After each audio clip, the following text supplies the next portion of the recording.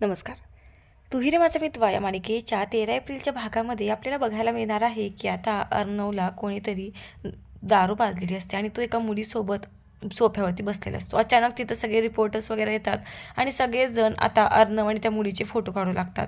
अर्णव थोडासा शुद्धीवरती येतो तेव्हा समजतं की त्याचे त्या मुलीसोबतचे फोटो व्हायरल झालेले आहेत आणि तेवढ्यात तिथं ईश्वरी आणि तिची आई दोघीही आलेले असतात. ईश्वरी इथे सगळ्या रिपोर्टर्सला बोलते की बाहेर व्हा, तुम्ही अजिबात थांबू नका, इथे निघून जा.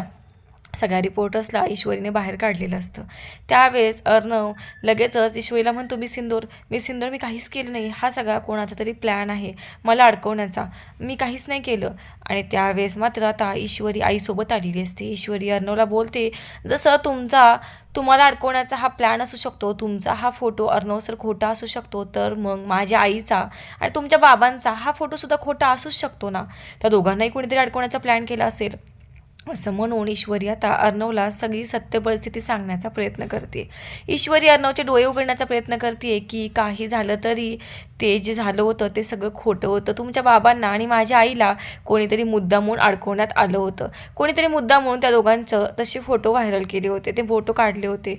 ह्यामुळे इतके वर्ष झालं माझी आई ह्या गोष्टी सहन करते, तुमचे बाबा देखील सहन करतात अर्णव सर. आणि मला असं वाटतं की तुम्ही एकदा ह्या गोष्टीची शहानिशा करून घ्या, ती कुठलं सत्य आहे कुठलं सत्य नाही आहे हे सगळं जाणून घ्या. आता तुम्हाला काय वाटतं? ईश्वरीच्या ह्या सांगण्यामुळे अर्णव आता त्याच्या बाबांना आणि ईश्वरीच्या आईला माफ करणार का? नक्की मालिकेत पुढं काय होणार हे पाहण्यासाठी बघायला विसरू नका तू ही रे माझा मित्र आणि आपल्या चॅनलला आजच सबस्क्राईब करा. शेवटपर्यंत हा व्हिडिओ पाहिल्याबद्दल थँक्यू.